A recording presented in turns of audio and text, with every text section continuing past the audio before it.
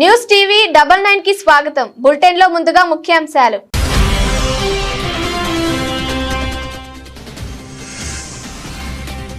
NATO దేశాలకు Trump warning. Hormuz జలసంధిని తిరిగి తెరిపించేందుకు తమతో కలిసి రావాలని డిమాండ్.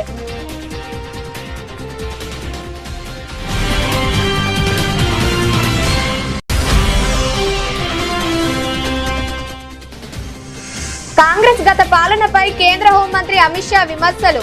ఆ పార్టీ కేవలం తమ కుటుంబాల పాలన కోసమే పనిచేసిందని ఆరోపణ.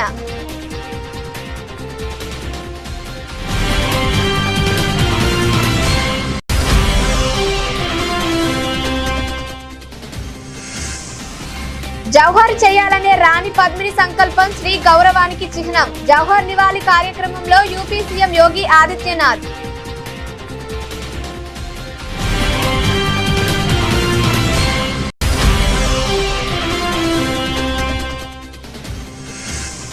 నాలుగు రాష్ట్రాలు ఒక కేంద్ర పాలిత ప్రాంతానికి మోగిన ఎన్నికల నగారా. ఎన్నికల షెడ్యూల్ విడుదల చేసిన కేంద్ర ఎన్నికల సంఘం.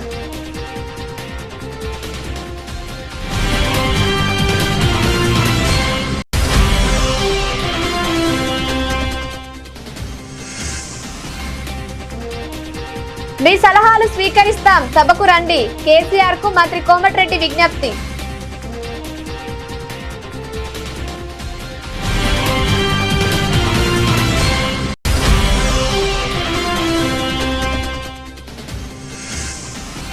ఏపీలో నేటి నుంచి 10వ తరగతి పరీక్షలు. అన్ని ఏర్పాట్లు చేసిన విద్యాశాఖ అధికారులు.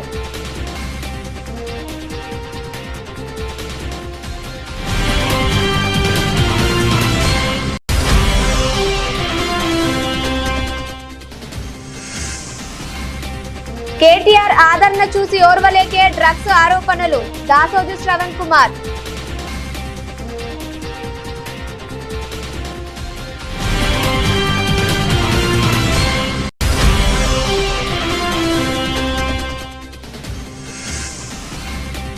ఎంపీ పుట్ట మహేష్ డ్రగ్స్ బాగోదంపై బాబు సమాధానం ఇవ్వాలి. మాజీ మంత్రి కురసాల కన్నబాబు డిమాండ్.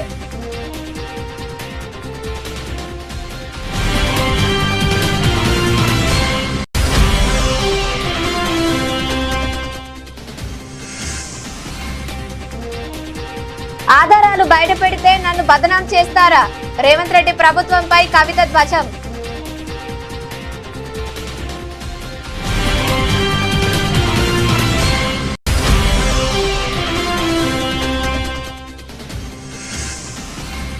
రైతులకు వెన్నుపోటు, రాహుల్ కు 1000 కోట్ల. అసెంబ్లీలో నిలదీస్తామన్న కేటీఆర్.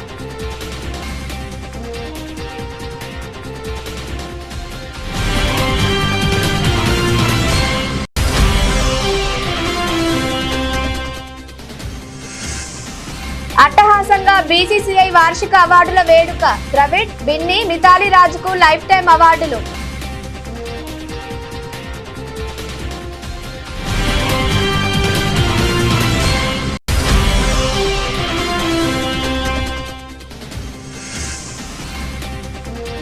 బంగారం వెండి ధరల్లో కొనసాగుతున్న తిరోగమనం. మళ్లీ తగ్గిన పసిడి ధరలు.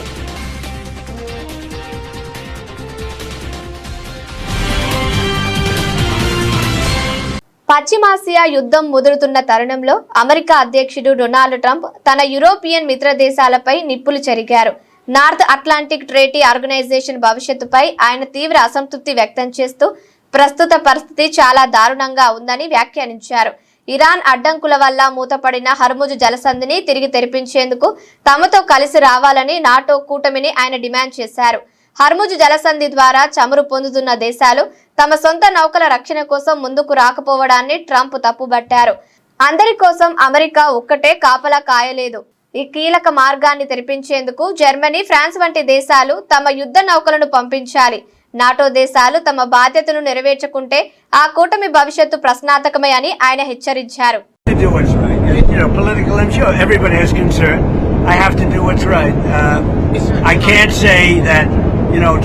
I don't want to have any impact on oil prices for 3 or 4 weeks or 2 months, and we're going to let Iran have a nuclear weapon and blow up the entire Middle East and beyond, right?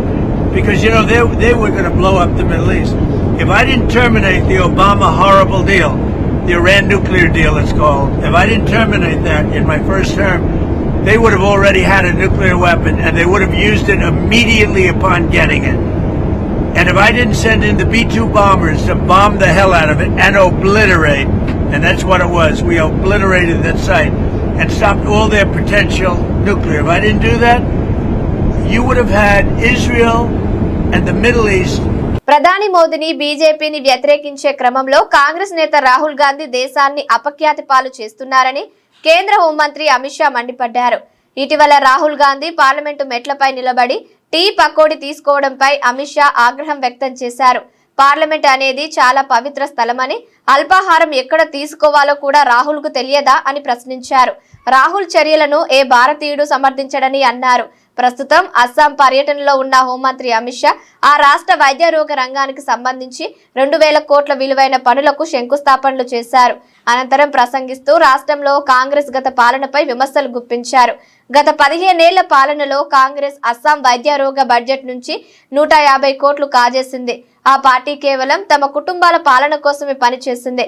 ఆ సమయంలో రాష్ట్రంలో ఆరోగ్య వ్యవస్థ అస్తవ్యస్తంగా ఉండేది అని అమిత్ షా విమర్శించారు. कांग्रेस ने अपने शासन में चाहे जनजाति और आदिवासी समाज के लिए कुछ नहीं किया था। कांग्रेस के शासन में चाय बगान के मजदूरों की मजदूरी दिहाड़ी सिर्फ 94 रुपया थी। भारतीय जनता पार्टी ने ब्रह्मपुत्र घाटी में इसको 280 रुपये तक पहुंचा है। हमने एटी कली दूटी बात योजना में हर चाय बागान के श्रमिकों को 5000 रुपया की सहायता दी।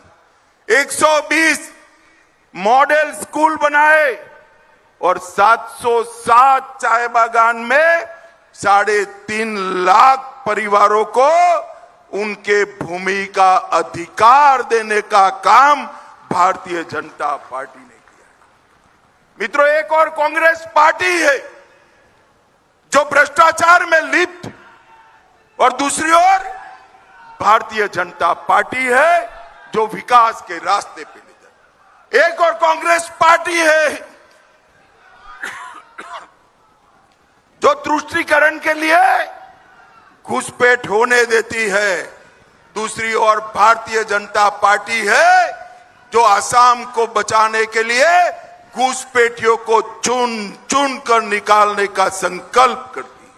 एक और कांग्रेस पार्टी है जो अपने बेटे बेटियों की चिंता करती है। दूसरी ओर भारतीय जनता पार्टी है जो असम के गरीबों के बेटे बेटियों की चिंता करती है। एक और कांग्रेस पार्टी है जो एआई सम्मेलन में कपड़े उतार कर भारत को बदनाम करती है। दूसरी ओर नरेंद्र मोदी जी है जो एआई सम्मेलन कर 80 देशों के एआई एक्सपर्ट और कंपनियां लाकर జవహర్ చేయాలనే రాణి పద్మిని సంకల్పం శ్రీ గౌరవానికి చిహ్నమని యూపీ సీఎం యోగి ఆదిత్యనాథ్ అన్నారు. భారతీయ మహిళల ధైర్య సాహసాలు మరియు ఆత్మ గౌరవాన్ని గౌరవించేలా జవహర్ స్మృతి సంస్థాన్ ఆధ్వర్యంలో రాజస్థాన్లోని వీర్భూమి చిత్తూర్గఢ్లో ఏర్పాటు చేసిన జవహర్ నివాళి కార్యక్రమంలో మహారాణా సాహిబ్ విశ్వరాజ్ సింగ్ మేవార్, కేంద్ర మంత్రి గజేంద్ర సింగ్ షెకావత్ తో కలిసి రాజస్థాన్లోని యూపీ సీఎం పాల్గొన్నారు. ఈ సందర్భంగా ఆయన మాట్లాడుతూ ఉత్తరం, దక్షిణం, తూర్పు లేదా పశ్చిమం ఏదైనా ప్రతి భారతీయుడు మహారాణా ప్రతాప్, మహారాణా సంఘ, మహారాణి పద్మిని, మహారాణా కుంభ మరియు బప్పా రావల్ వంటి ధైర్య యోధులు మరియు అమరవీరుల గొప్ప సంప్రదాయానికి నమస్కరిస్తానని చెప్పుకొచ్చారు. मैं जब यहां आया था, मैं देख रहा था चित्तौड़गढ़ के दुर्ग में जाकर के जौहर भूमि को नमन करके मां कालिका के मंदिर में दर्शन करके मैं विभूत भी था। भाषा अवरुद्ध थी, भावनाओं से भरी हुई थी और इस बात को लेकर के भरी हुई थी। मुझे उस समय याद आ रही थी उत्तर प्रदेश के एक हिंदी साहित्य के महान साहित्यिक कीर्ति रखने वाले हल्दी घाटी के रचयिता श्याम नारायण पांडे की मुझे पंक्तियां याद आ रही थी। मैं देख रहा था उनकी पंक्तियां हल्दी घाटी में, मुझे बहुत उसके साथ कर रही थी। मैं चित्तौड़गढ़ को जब देख रहा था, इस वीर भूमि को जब मैं देखता हूं और मुझे याद आती है उनकी पंक्तियां कि यह एक लिंग का आसन है, इस पर न किसी का शासन है। याद करिए ना, आज खिलजी वंश को कोई जानने वाला नहीं है। बाबर और औरंगजेब का, अकबर की खानदान का कहीं अता पता नहीं है। याद करिए, खिलजी के नाम पर भारत के अंदर कोई नमूना दिखाई देता है क्या? अकबर या बाबर या औरंगजेब के नाम पर कोई दिखाई देता है क्या? कोई सोहदा दिखाई देता है क्या? कोई नहीं दिखाई देता होगा। लेकिन महाराणा प्रताप की वंशावली, महाराजे साहब की उपस्थिति आज भी सैकड़ों वर्षों के बाद हमारे सामने है। वीरांगना पद्मिनी की वंशावली हमारे सामने है। वीर हमीर की वंशावली हमारे सामने है।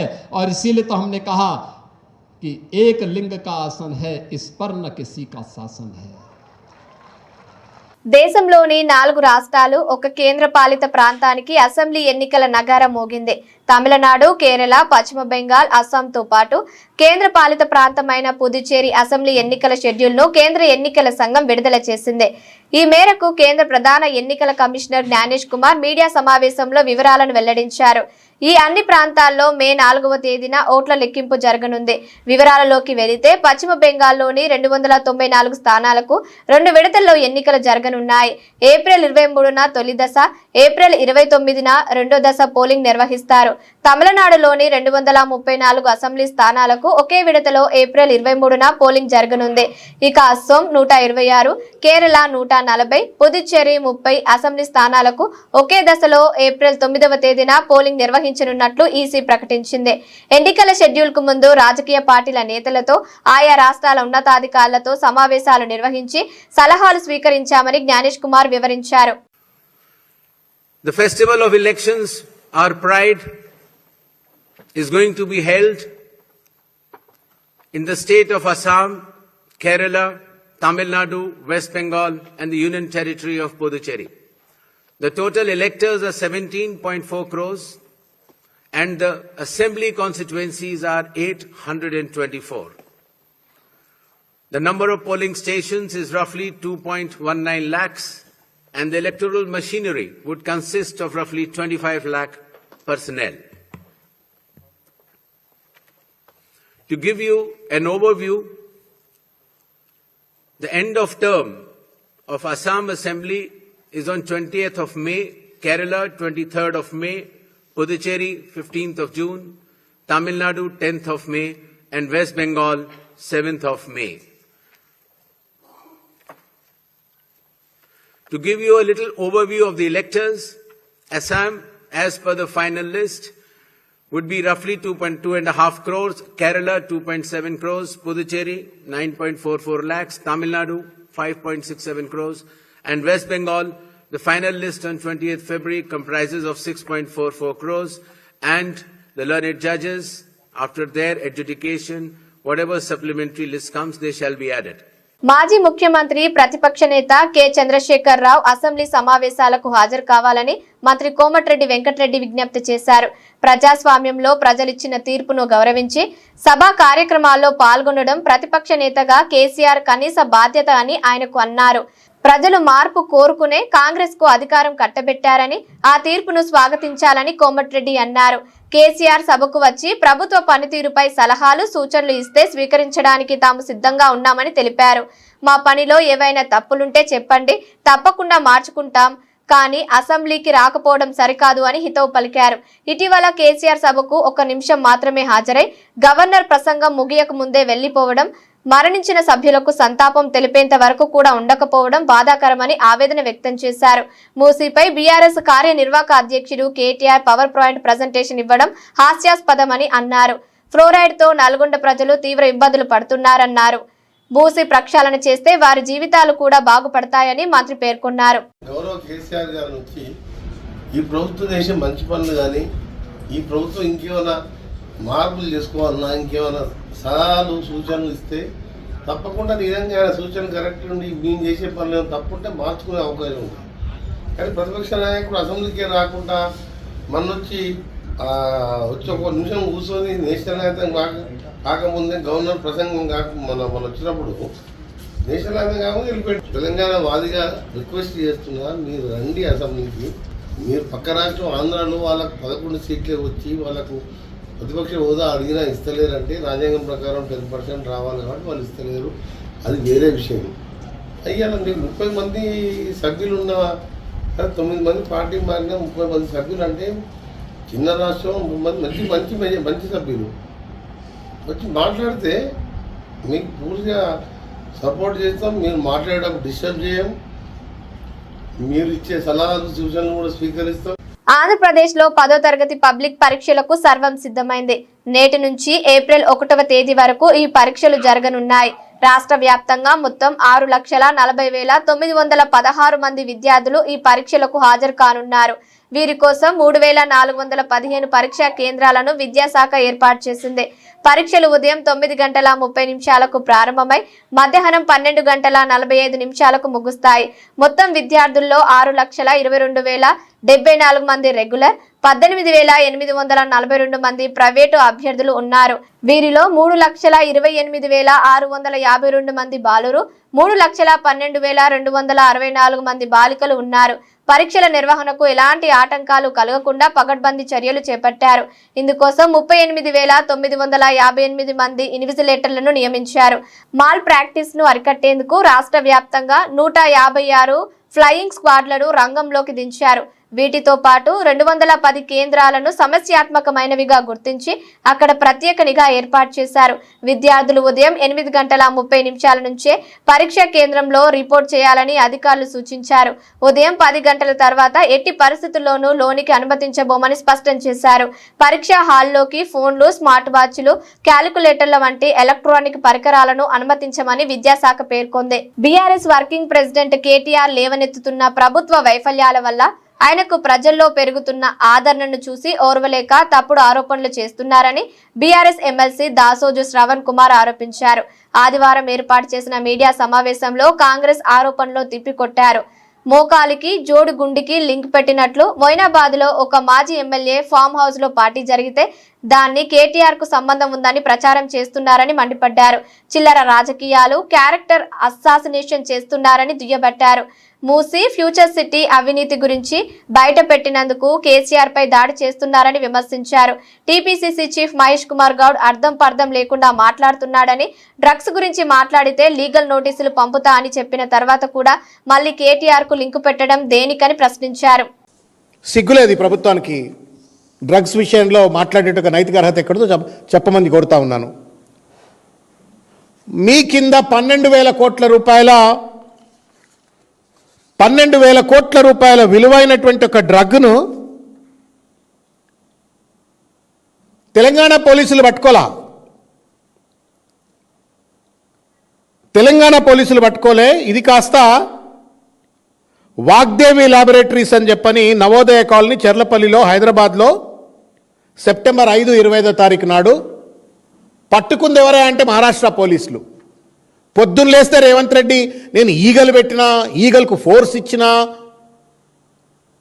గొప్పలు చెప్పుకునేటువంటి ఒక రేవంత్ రెడ్డి గారు లేకపోతే మహేష్ గౌడ్ గారు మీరు సమాధానం చెప్పండి. మీకు చేత కాకపోతే బొంబాయి పోలీసులు ఇక్కడికి వచ్చినారా, వాళ్ళు పట్టుకున్నారా? డ్రగ్స్ నియంత్రణలో మీ యొక్క వైఫల్యం ఎంత స్పష్టంగా ఉందనడానికి కారణం నిదర్శనమే వాగ్దేవి ల్యాబొరేటరీస్లో బొంబాయి పోలీసులు వచ్చి దాదాపు 12,000 కోట్ల రూపాయల విలువ చేసేటువంటి ఒక డ్రగ్స్ను పట్టుకున్నారు. దాదాపు 13 మంది నిందితులను లోకల్ పోలీస్ అరెస్ట్ చేయలే, బొంబాయి పోలీస్ అరెస్ట్ చేసింది. ఎక్కడ పెట్టుకుంటారు మీరు మొఖాలు? పొద్దున్న లేస్తే కమాండ్ కంట్రోల్ సెంటర్లో కూర్చుంటాడు రేవంత్ రెడ్డి.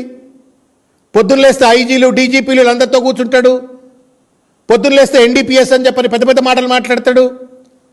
ఎందుకో 12,000 కోట్ల రూపాయల డ్రగ్స్ను బొంబాయి పోలీసులు పట్టుకున్నారు, ఎందుకు లోకల్ పోలీసు పట్టుకోలేకపోయింది? ఇది మీ అసమర్థతకు, చేతగానితనానికి నిదర్శనం కాదా? ఇది తెలంగాణ సమాజానికి మీరు సమాధానం చెప్పరా అని చెప్పని నేను ప్రశ్నిస్తా ఉన్నాను. ఇవాళ తెలుగుదేశం పార్టీ ఎంపీ పుట్టా మహేష్ యాదవ్ హైదరాబాద్ లో డ్రగ్స్ సేవిస్తూ పట్టుబడడంపై మాజీ మంత్రి కురసాల కన్నబాబు తీవ్ర స్థాయిలో ధ్వజమెత్తారు. కాకినాడలోని తన క్యాంపు కార్యాలయంలో ఏర్పాటు చేసిన మీడియా సమావేశంలో ఆయన మాట్లాడుతూ టీడీపీ అంటే తెలుగు డ్రగ్స్ పార్టీగా మారిందని మండిపడ్డారు. ఎంపీ పుట్టా మహేష్ భాగోతంపై చంద్రబాబు ఎందుకు నోరు మెదపడం లేదని నిలదీశారు. కూటమి ప్రభుత్వ వైఫల్యాలను, టీడీపీ నేతల ద్వంద్వ ప్రమాణాలను ఆయన ఎండగట్టారు. ప్రజలు అన్ని గమనిస్తున్నారని, కేవలం అబద్ధపు ప్రచారాలతో ఎంతో కాలం నెట్టుకు రాలేరన్న విషయాన్ని గ్రహించాలని తేల్చి చెప్పారు. ఎంపీ డ్రగ్స్ వ్యవహారంపై చంద్రబాబు తన స్పందన ఏంటో రాష్ట్ర ప్రజలకు తెలియజేయాలని కన్నబాబు డిమాండ్ చేశారు. రాష్ట్రంలో అధికారంలో ఉన్న తెలుగుదేశం పార్టీ ఇప్పుడు తెలుగు డ్రగ్స్ పార్టీ లాగా మారిపోయిందా అని ఒక అనుమానం ప్రజలకు కల్పించే పరిస్థితి వచ్చింది. సాక్షాత్తు Telugu Desam party MP, Eluru MP Putta Mahesh Yadav గారు హైదరాబాదులో ఒక ఫామ్ హౌస్ మీద దాడి చేస్తే ఆ డ్రగ్స్ సేవిస్తున్న పార్టీలో దొరికారని, మొదట పరీక్ష చేస్తే నెగిటివ్ వచ్చిందని, మళ్ళీ పరీక్ష చేస్తే పాజిటివ్ వచ్చిందని వార్తలు వస్తూ ఉన్నాయి. సాక్షాత్తు తెలుగుదేశం పార్టీ పార్లమెంటు సభ్యుడు, మరొక శాసనసభ్యుడికి కుమారుడు ఇవాళ డ్రగ్స్లో దొరికితే ఇప్పటి వరకు తెలుగుదేశం పార్టీ అధినేత కానీ ఆ పార్టీ నాయకులు కానీ నోరెత్తలేదు. కనీసం ఒక్క చిన్న పదం కూడా తెలుగుదేశం పార్టీ నుంచి రిలీజ్ కాలే. మామూలుగా అయితే తెల్లారు లేచి ప్రవచనాలు చెప్పే చంద్రబాబు నాయుడు గారు మరి దీని మీద ఏం చెప్తారని మేము అడుగుతున్నాం. ఏదో డ్రగ్స్ రహిత సమాజాన్ని సృష్టించాలని, డ్రగ్స్ వద్దు బ్రో అని తెలుగుదేశం పార్టీలోని చంద్రబాబు నాయుడు గారి కుమారుడు మంత్రి గారు లోకేష్ గారు ఆ మధ్యకాలంలో పెద్ద ఉద్యమం కూడా నడిపారు, ప్రచారాన్ని చేశారు. అంటే డ్రగ్స్ వద్దు బ్రో అని ప్రజలు చెప్తారు కానీ మీ పార్టీలో వారు మాత్రం సేవిస్తుంటారేమో. ఈరోజు ఏ పరిస్థితికి వచ్చిందంటే తెలుగుదేశం పార్టీ ఎదటివాడి చెప్పడానికే నీతులు, వీళ్ళు మాత్రం అన్ని పనులు చేస్తారు. వేరు అన్ని దుష్ట కార్యక్రమాలు. ఒక ఆయనేమో ఒక రాసలీల వీడియోలో దొరుకుతాడు, ఇంకొక ఆయనేమో అసభ్యంగా ప్రవర్తించి మహిళల పట్ల వారు దొరుకుతారు, గంజాయితో దొరుకుతారు, ఈ పక్కనేమో డ్రగ్స్తో దొరుకుతారు. అయినా సరే పార్టీ పరంగా కానీ ప్రభుత్వ పరంగా కానీ ఎలాంటి స్పందన ఉండదు. ఆ మధ్యకాలంలో అసెంబ్లీలో హోంమంత్రి గారు అనిత గారు అయితే డ్రగ్స్ రహితంగా, గంజాయి రహితంగా. సీఎం రేవంత్ రెడ్డి హైడ్రా కమిషనర్ ఏవి రంగనాథ్ పై తెలంగాణ జాగృతి అధ్యక్షురాలు కవిత తీవ్ర ఆగ్రహం వ్యక్తం చేశారు. ప్రపంచ బ్యాంకుకు మూసీ పరివాహక ప్రాంతం భూములను కట్టబెట్టే ప్రయత్నం చేస్తున్నారని ధ్వజమెత్తారు. ఇప్పటి వరకు మూసీపై కాంగ్రెస్ ప్రభుత్వం డిపిఆర్ ను ఎందుకు విడుదల చేయట్లేదని ప్రశ్నించారు. ఫేజ్ 1 కి సంబంధించిన డిపిఆర్ ను కాంగ్రెస్ ప్రభుత్వం చూపెట్టిందని ప్రస్తావించారు. పూర్తి డిపిఆర్ ఇవ్వకపోవడం వెనుక మోసం ఉందని ఆరోపించారు. మూసీ ప్రాజెక్టు ప్రజెంటేషన్ కు రియల్ ఎస్టేట్ వ్యాపారులు, ప్రపంచ బ్యాంకు ప్రతినిధులు, మంత్రులను పిలిచారని అన్నారు. కానీ మూసీలో ఇల్లు కోల్పోయిన నిర్వాసితులను ప్రజెంటేషన్ కు ఎందుకు పిలవలేదని ప్రశ్నల వర్షం కురిపించారు. తెలంగాణలో చిన్న మోదీలా రేవంత్ రెడ్డి వ్యవహారం ఉందని ఎద్దేవా చేశారు. మూసీ పేరుతో సీఎం గ్రాఫిక్స్ చూపెట్టారని సెటైర్లు గుప్పించారు. 16 నాలాల నుంచి మూసీలోకి మురుగునీరు వస్తోందని చెప్పుకొచ్చారు. నగరంలో ఉన్న వ్యర్థాలన్నీ మూసీలోకి వెళ్తున్నాయని తెలిపారు. చంద్రబాబు నాయుడు గారు మొట్టమొదట మూసీ ప్రాజెక్టు క్లీన్ చేయాలి, మూసీ నది క్లీన్ చేయాలని ఆయన నందనవనం పేరుతో ఫస్ట్ ఒక ప్రాజెక్ట్ చేసి వదిలేసారు. తర్వాత వైఎస్ఆర్ గారు వచ్చి కొన్ని కేంద్ర నిధులు తీసుకొచ్చి సేవ్ మూసీ అని చేద్దామని ఆయన ట్రై చేసారు. తర్వాత కేసీఆర్ గారు వచ్చిన తర్వాత ఇప్పుడు ఏదైతే ఉందో Musi river front development corporation అని దాన్ని బట్టి వారు కొంత ప్రయత్నం చేసారు. ఇప్పుడు రేవంత్ రెడ్డి గారు కూడా దాన్ని కొనసాగిస్తున్నారు. ఇప్పుడు మూసీ రివర్ ఫ్రంట్ కార్పొరేషన్ అయితే 2017లో మేము ఒక 17,000 కోట్లతోని ఈ మూసీ చుట్టూ ఉన్నటువంటి దీన్ని డెవలప్ చేస్తాము, ఓల్డ్ సిటీకి న్యూ సిటీకి కనెక్టివిటీ ఇస్తామని చెప్పి అన్నాడు ఒక ప్రాజెక్ట్ ప్రపోజల్ ఇచ్చారు. ఇస్తే మన రాష్ట్రంలో ఎన్విరాన్మెంటల్ ఇంపాక్ట్ అసెస్మెంట్ చేసేది, పర్యావరణ పరిరక్షణ చేసేటటువంటి సంస్థ 2017లో రిజెక్ట్ చేసింది ఈ ప్రపోజల్ని. ఏమని, మీరు 30 లక్షల ఎస్ఎఫ్టీ కడతామంటున్నారు, 30 లక్షల స్క్వేర్ ఫీట్లు మూసీ రివర్ బెడ్ మీద కడితే ఇబ్బంది అవుతుంది, కాబట్టి మీరు దీనికి సంబంధించి ఏదైనా కేంద్రంలో ఇంకో సంస్థ ఉంటుంది వాళ్ళ దగ్గరికి పోండి అని బీఆర్ఎస్ ప్రభుత్వం ఉన్నప్పుడే ఎన్విరాన్మెంటల్ అసెస్మెంట్ వాళ్ళు దీన్ని రిజెక్ట్ చేయడం జరిగింది. ఇప్పుడు మరి అదే సంస్థ మళ్ళీ పర్మిషన్ ఇచ్చింది ఇప్పుడు టీఓఆర్కి, ఈ రాష్ట్ర ప్రభుత్వానికి. Same organisation which rejected in 2017, now they are giving permission again. 2017 overall 17,000 crores 30 lakh SFT అన్నది అప్పుడు ప్రపోజల్. ఇప్పుడు ఓన్లీ ఫేజ్ 1లో 18 లక్షల ఎస్ఎఫ్టీ అని, ఇప్పుడు 18 లక్షల స్క్వేర్ మీటర్లు డెవలప్ చేస్తామని ఇప్పుడు ప్రపోజల్ ఒక ఫేజ్ 1లోనే. మరి ఇప్పుడు ఎట్లా ఇచ్చారు పర్మిషన్ టీఓఆర్కి, అప్పుడు ఎట్లా రిజెక్ట్ చేసిండ్రు? మరి ఏం జరిగింది? ఈ జాదు మంతర్ ఏంది? ఈ గ్రాఫిక్స్తో చేస్తున్న మాయాజాలం ఏంది? అమరావతిలోనేమో ఇడ్లీ ప్లేట్లు పెట్టినట్టున్నారు. 6 గ్యారంటీలకు చట్టబద్ధత కల్పిస్తామని చెప్పి కాంగ్రెస్ సర్కార్ మోసం చేసిందని బీఆర్ఎస్ వర్కింగ్ ప్రెసిడెంట్ కేటీఆర్ అన్నారు. కేసీఆర్ హయాంలో రైతు బంధు టంచనుగా పడేదని గుర్తు చేశారు. అదే కాంగ్రెస్ పాలనలో పంటలు ఎండిపోతున్నా రైతు బంధు దిక్కులేదని మండిపడ్డారు. అసెంబ్లీ సమావేశాలు ప్రారంభం కానున్న నేపథ్యంలో హైదరాబాద్లోని గన్ పార్క్ వద్ద అమరవీరుల స్తూపానికి బీఆర్ఎస్ ఎమ్మెల్యేలు, ఎమ్మెల్సీలు నివాళులర్పించారు. ఈ సందర్భంగా కేటీఆర్ మాట్లాడుతూ శాసనసభ సమావేశాలకు ముందు అమరవీరుల స్తూపానికి నివాళులర్పించామని తెలిపారు. అమరవీరుల స్ఫూర్తిని గుర్తు చేసుకుంటూ వారి త్యాగాలను స్మరించుకుంటూ నివాళులర్పించామని పేర్కొన్నారు. రాష్ట్రంలో 100 రోజుల్లో 6 గ్యారంటీలు అమలు చేస్తామని కాంగ్రెస్ హామీ ఇచ్చిందని గుర్తు చేశారు. 2.5 అవుతున్న 6 గ్యారంటీలకు చట్టబద్ధత కల్పించలేదని విమర్శించారు. ఆనాడు గవర్నర్ తో చట్టబద్ధత కల్పిస్తామని చెప్పించారని తెలిపారు. వాస్తవం ఏంటి అంటే ఈ రోజు ఈ రాష్ట్రంలో పరిస్థితి 100 రోజుల్లో 6 గ్యారంటీలు అమలు చేస్తామని, అందులో ముఖ్యంగా రాహుల్ గాంధీ గారు మేము రాష్ట్ర ప్రభుత్వంలోకి వచ్చిన మరుక్షణమే మొదటి కేబినెట్ లోనే మరి 6 గ్యారంటీలకు చట్టబద్ధత కల్పిస్తామని చెప్పి ఇప్పటికీ 2.5 సంవత్సరాలు గడిచినా ఇంతవరకు చట్టబద్ధత కల్పించలేని మాట వాస్తవం. మొట్టమొదటి గవర్నర్ ప్రసంగంలోనే ఆనాడే రాష్ట్ర ప్రభుత్వం చెప్పింది. ముఖ్యమంత్రి గారు సంతకం పెట్టారు. ఇంకా అప్పుడు తమిళిసై సౌందరరాజన్ గారు గవర్నర్ గా ఉన్నారు.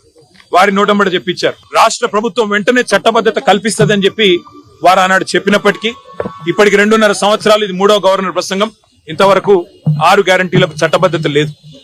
అట్లాగే విచిత్రమైన విషయం, ఇవాళ పంటలు నాట్లేసేటప్పుడు నిజానికి కేసీఆర్ గారి టైంలో రైతు బంధు పడేది, కానీ వాళ్ళ పంటలు కోతలకు వచ్చినా రైతు బంధు దిక్కులేదు.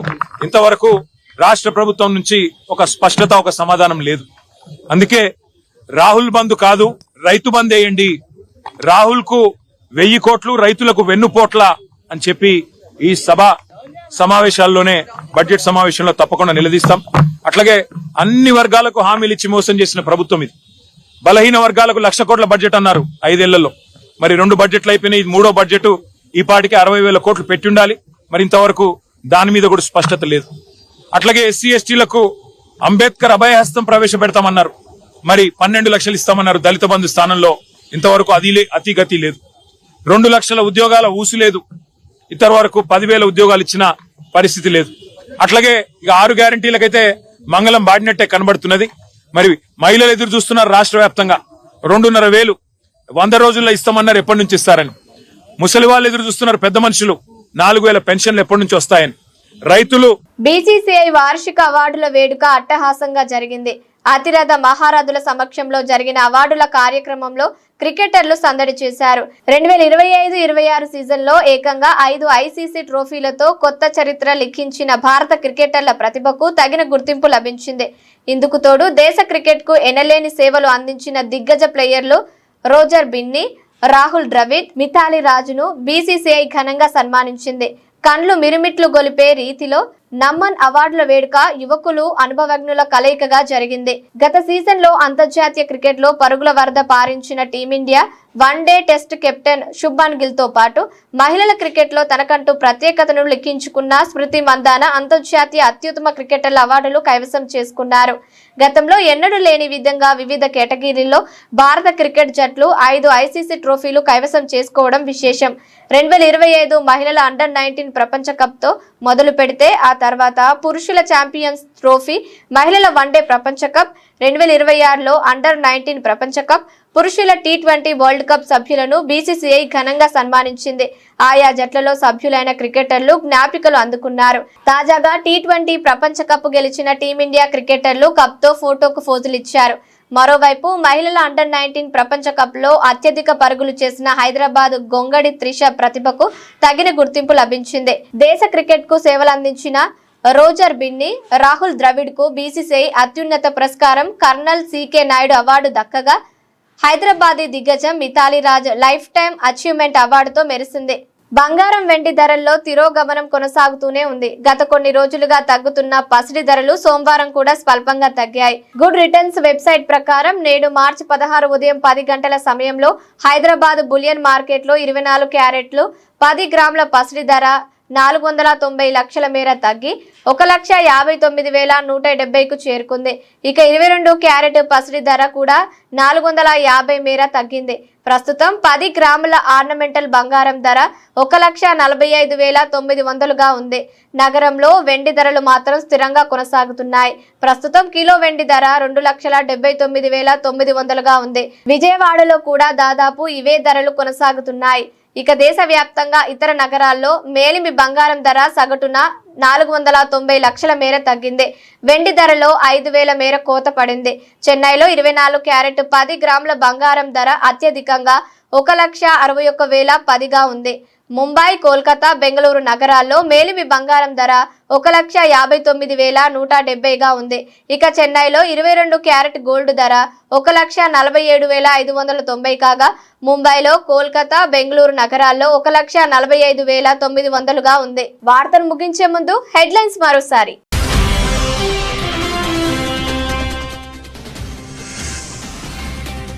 నాటో దేశాలకు ట్రంప్ వార్నింగ్. హార్ముజ్ జలసంధిని తిరిగి తెరిపించేందుకు తమతో కలిసి రావాలని డిమాండ్.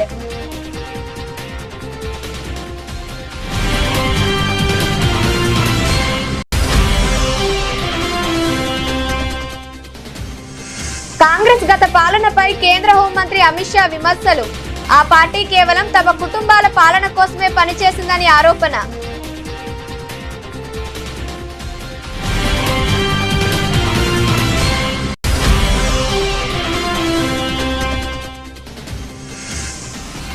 జవహర్ చేయాలనే రాణి పద్మిని సంకల్పం శ్రీ గౌరవానికి చిహ్నం. జవహర్ నివాళి కార్యక్రమంలో యూపీ సీఎం యోగి ఆదిత్యనాథ్.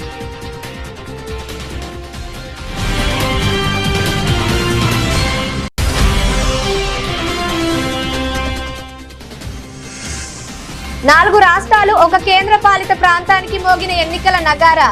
ఎన్నికల షెడ్యూల్ విడుదల చేసిన కేంద్ర ఎన్నికల సంఘం.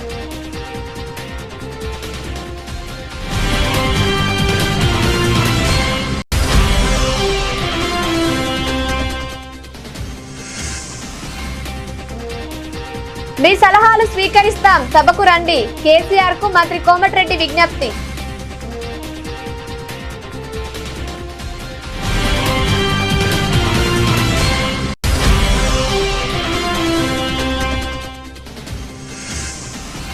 ఏపీలో నేటి నుంచి 10వ తరగతి పరీక్షలు.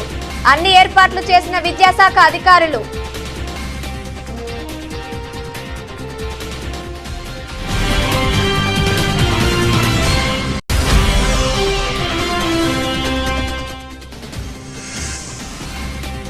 కేటీఆర్ ఆదరణ చూసి ఓర్వలేకే డ్రగ్స్ ఆరోపణలు. దాసోజు శ్రవణ్ కుమార్.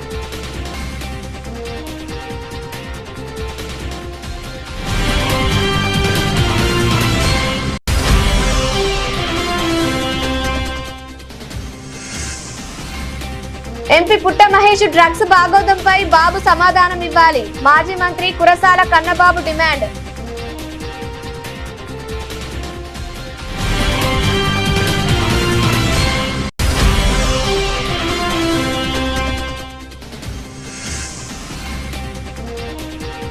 ఆధారాలు బయటపెడితే నన్ను బదనాం చేస్తారా?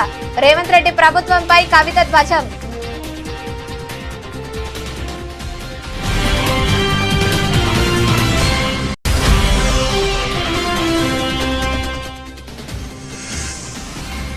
రైతులకు వెన్నుపోటు, రాహుల్ కు 1000 కోట్ల, అసెంబ్లీలో నిలదీస్తామన్న కేటీఆర్.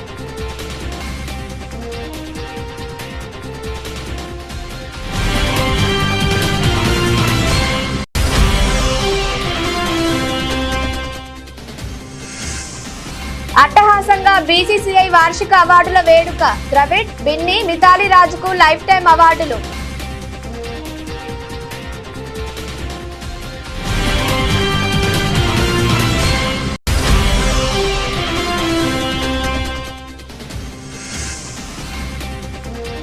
బంగారం వెండి ధరల్లో కొనసాగుతున్న తిరోగమనం, మళ్లీ తగ్గిన పసిడి ధరలు.